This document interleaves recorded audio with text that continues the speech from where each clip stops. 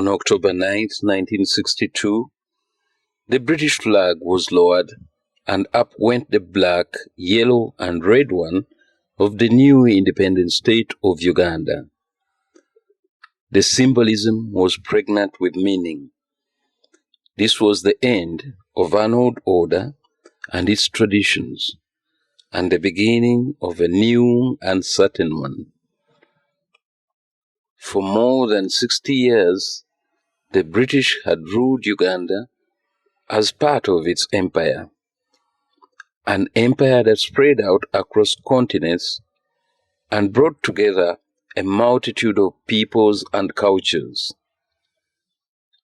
Upon these worlds, the British had imposed their values under a system of administration that they would later bequeath to the new nations.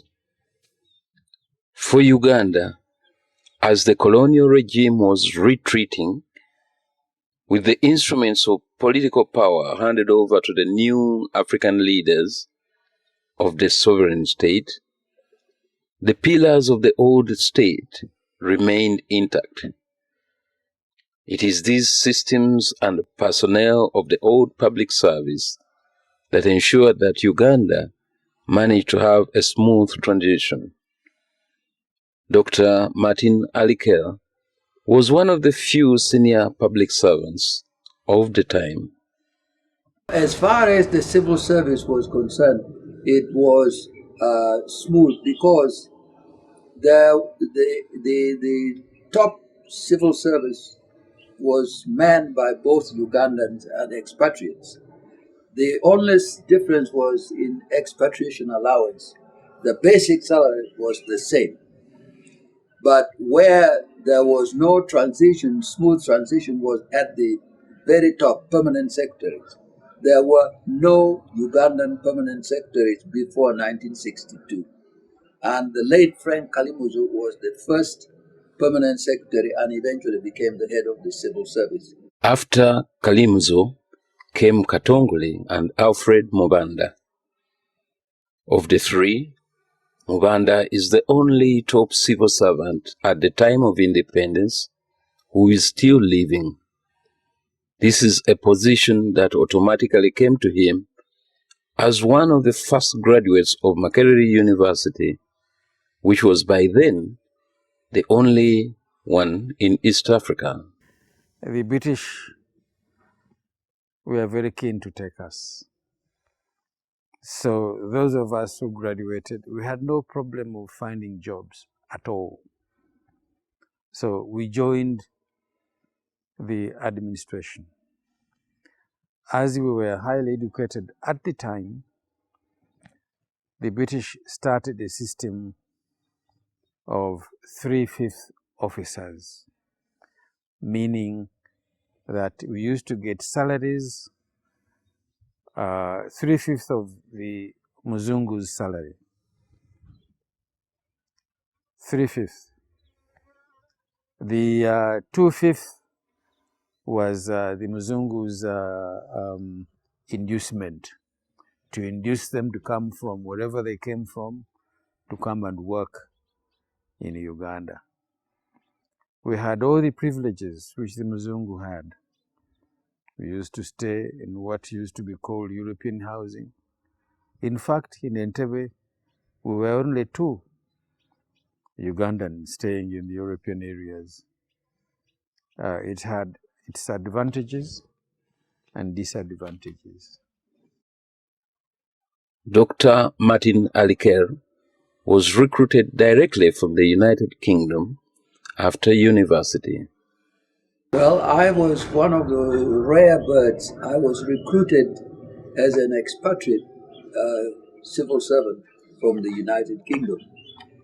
And at that time, it meant that I would get, in addition to my salary, the expatriation allowance, plus going to Britain for home leave, in quotes, every 2 years. When we got back here, soon after, that privilege for Ugandans was abolished. But I had already been recruited, so I remained on those terms until I left. I was recruited as a dental surgeon to work for the government, and I was posted to Mulago Hospital. There were plenty of motivations. A, you had accommodation at very, very reasonable rent. Two, as a senior officer, you were given a loan for a car payable in 4 years' time at a very, very low interest of 4%. And of course, you had your annual leave plus the pension. Like Mubanda and Alker, Zay Gureme began with the colonial administration and spanned over the post-independence ones. He has written a book titled From Whitehall to Idi Amin, The Experiences of a Ugandan Civil Servant. Here, he explains how a typical top civil servant was molded in those times. It was some kind of apprentice. You started, let's say that you are in administration, you started as an assistant secretary. Then you are promoted to senior assistant secretary. In the process, you may be transferred in various ministries, in various ministries. Thank you.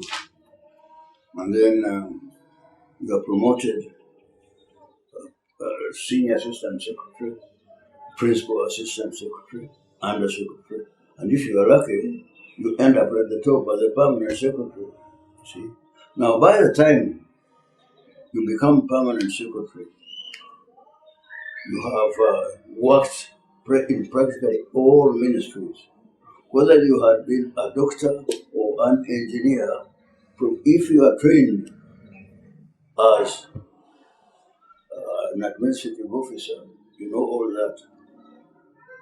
Now, the mistake I'm talking about was to get an engineer and make him permanent secretary because he's in or to get a doctor and make him permanent secretary in the Ministry of Health, because a permanent secretary must be able to work in any ministry regardless of whether of his technicalities.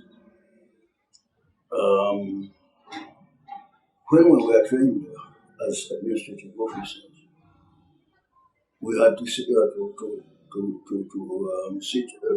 train in accounts, to train in law, to train in a number of subjects so that you knew them all.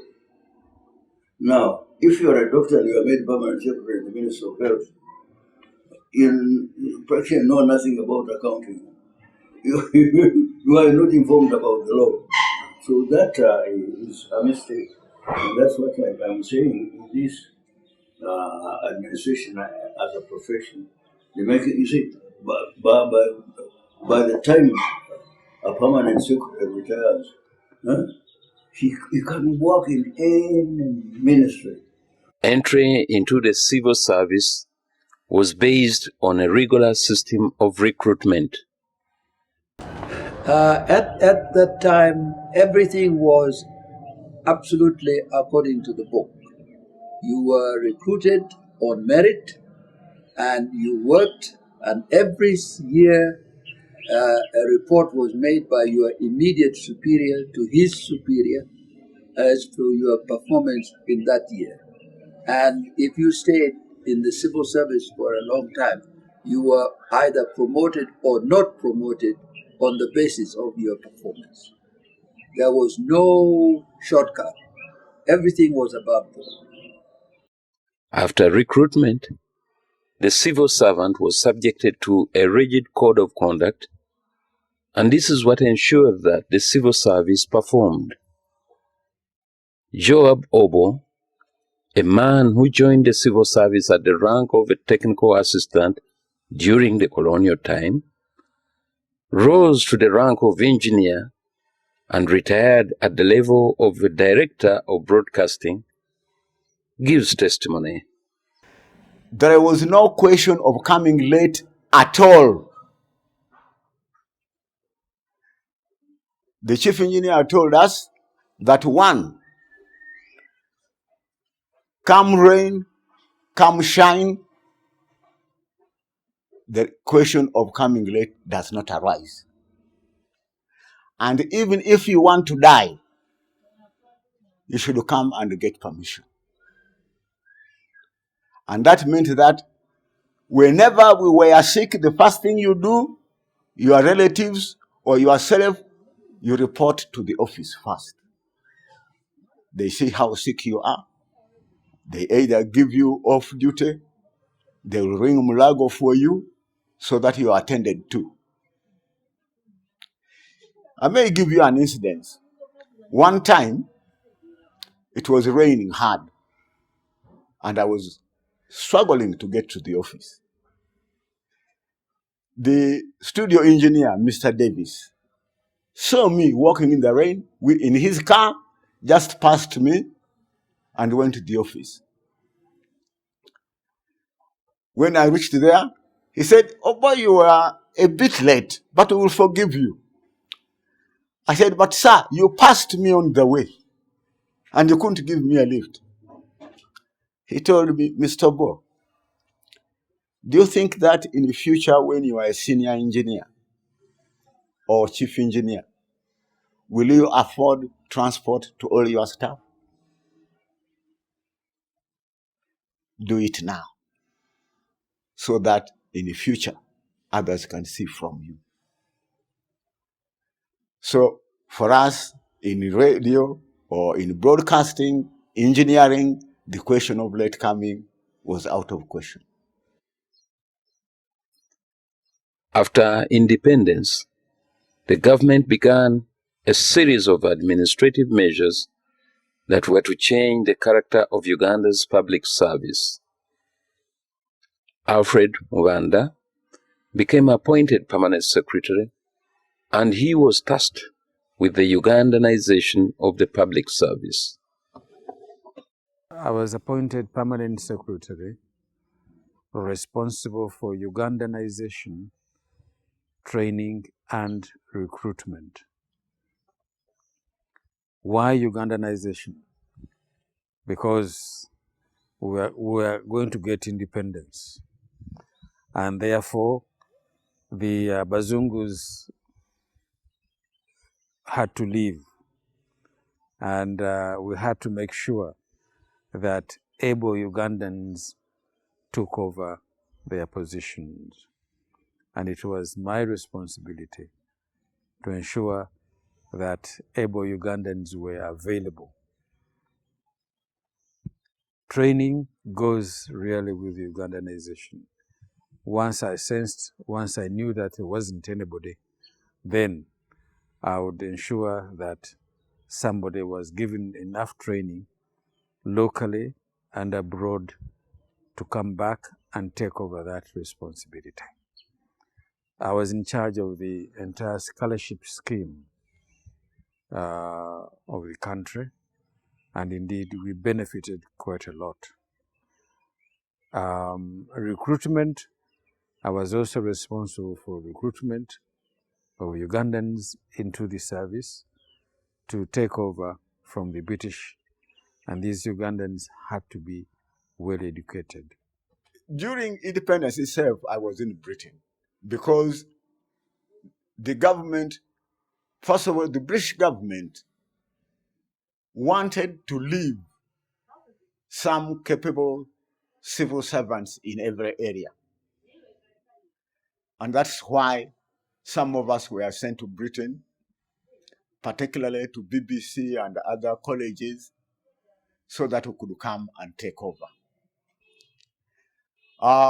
The goodness with the other areas, particularly in medicine, there were many doctors who had qualified.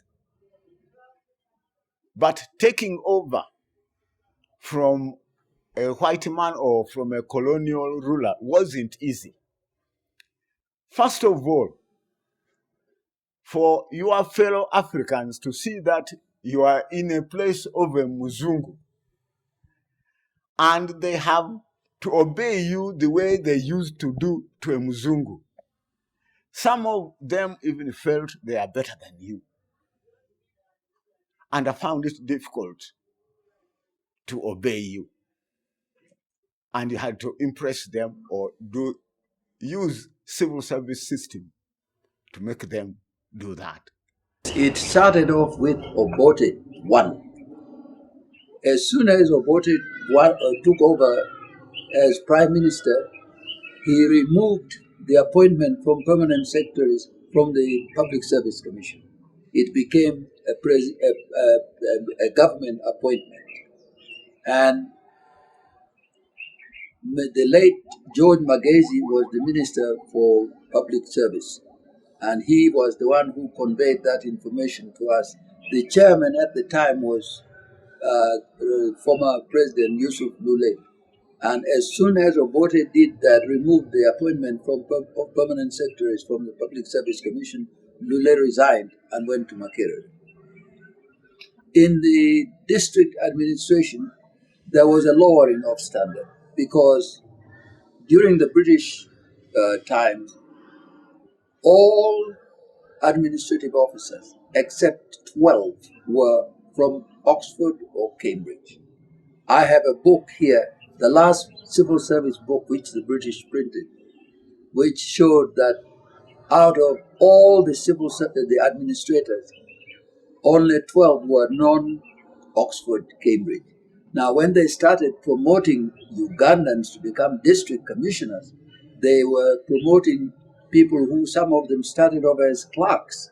So there was a lowering of standard in the administration immediately after independence. Sovereign Uganda forged ahead with reworking its public service, suiting it to the demands of the new nation, as Mubanda, who was permanent secretary in the line Ministry of Planning and Community Development, recounts here. We did introduce a number of things. It brings me tears when I see that these developmental things we introduced are no longer there. For example, we built 612 community centers in Uganda. That is one community center in each Gomborola. There were 612 at that time. These community centers were used as the focal point for many things. One of them mainly to assist the locals in certain areas. For example, adult literacy, community development itself, where we taught a number of people, women and youths, in community activities. It's a pity to see that these community centers are not there. I see one in my area here is now used as a court of law. I understand it is the same in many other areas in the country. We taught a number of locals in these community centers we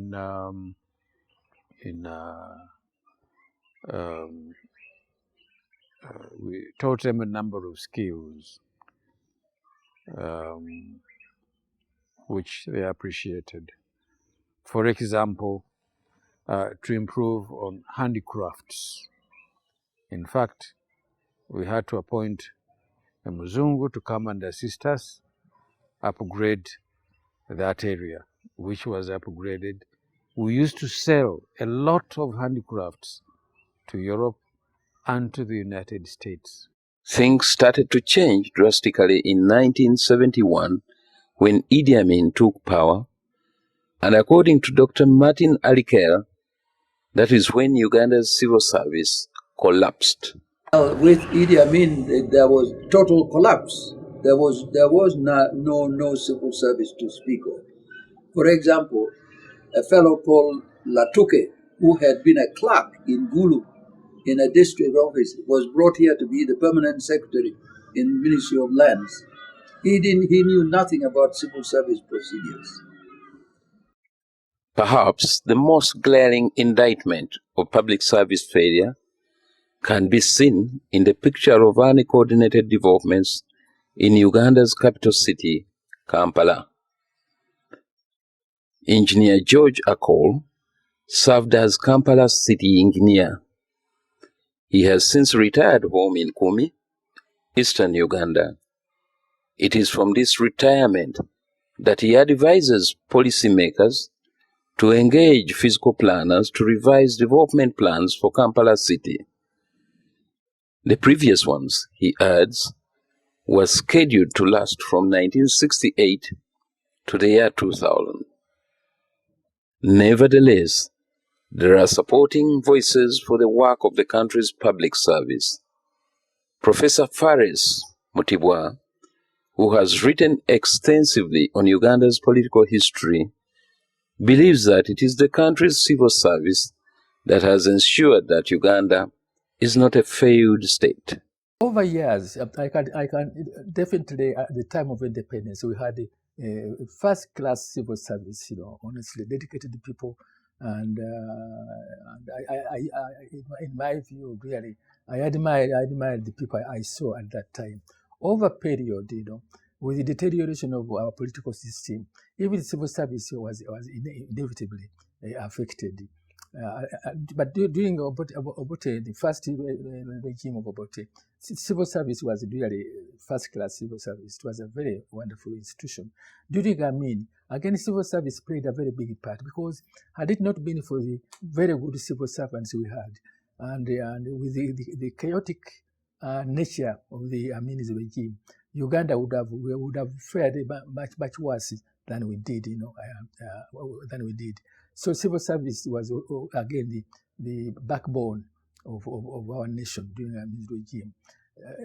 The many governments which followed Amin's fall, as you know, there was it was a chaotic, during the times, Bidaisa and Mwanga. Those 2 years, that 1.5 years was again very difficult. With the Obote, I can't say much because I wasn't here during Obote's regime. I wasn't here. I was in exile. But again, I'm sure that civil service played a very big part. When the NRM took power in 1986 again, civil servants played a very big part. And they have played a very, very big part. Indeed, throughout the 50 years of our independence, I should say that one institution which has really has been the bulwark of our stability has been the civil service, definitely. Civil service sometimes, also, of course, includes also the judiciary sometimes, And the last 3 decades have seen Uganda's civil service grow. More women have joined the service and distinguished themselves at higher levels of the structure. Some of them, like Honorable Namirembe Bitamazire here, are now policymakers. They bring with them a rich experience derived from years in the public service to the making of appropriate policies for the country. Florence Sewanyana joined the service at a graduate level. She took early retirement at the level of a commissioner. She is happy with the changes she has seen taking place in the public service. When I joined, there were very few women in senior posts. By the time I left, there were very many women in senior posts. For instance, in TV, we had the control of programs was a lady. We had a chief news editor who was a lady. Unfortunately, she died. And the commissioner TV was a lady.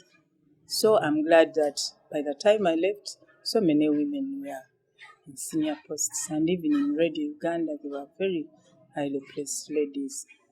Even our PS was a lady. So I'm glad that by the time I left, there was gender, at least we are going towards gender balance in the public service. Faustin Misamvu served as director of Uganda Television.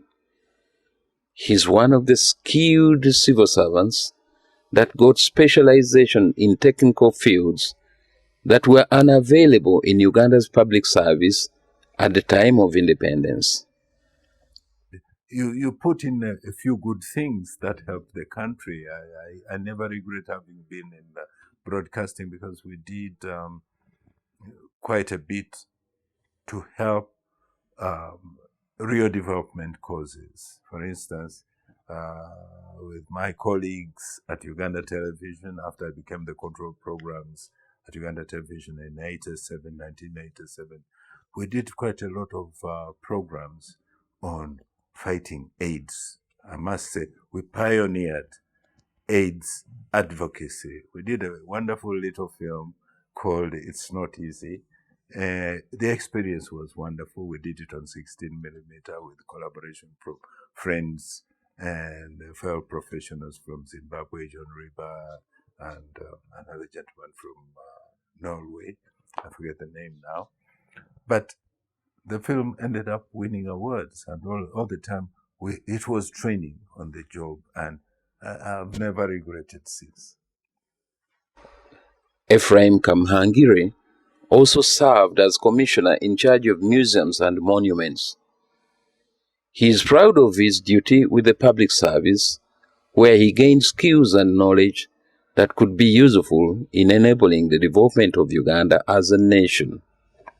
When I was in the service, I was one of those globally recognized experts in cultural heritage management, and especially so in the heritage of the monuments and sites.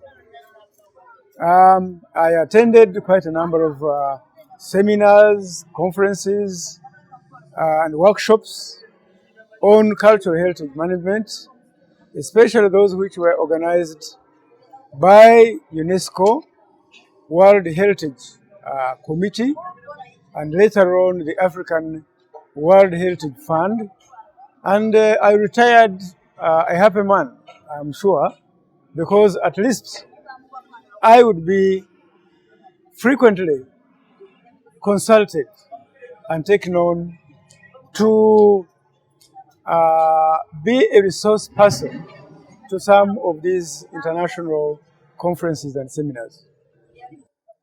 Looking back over the years, there are differing opinions regarding the impact and state of Uganda's public service. Civil servants the few who are soldiering on, yes, they have kept the country together, and they must be commended. But the rules and regulations are no longer being followed like they used to be. At a certain level, when the permanent secretary follows the rule, maybe under secretary also. But when you get down to the level of assistant secretary and you go into the RDC area, there is very little that is being done that is worth mentioning.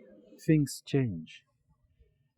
What was of importance yesterday may not be of that importance today. The priorities in my time are probably not the priorities of today. But what I'm saying is that the civil service, if it is not properly organized, the delivery of services would be in a lot of problems.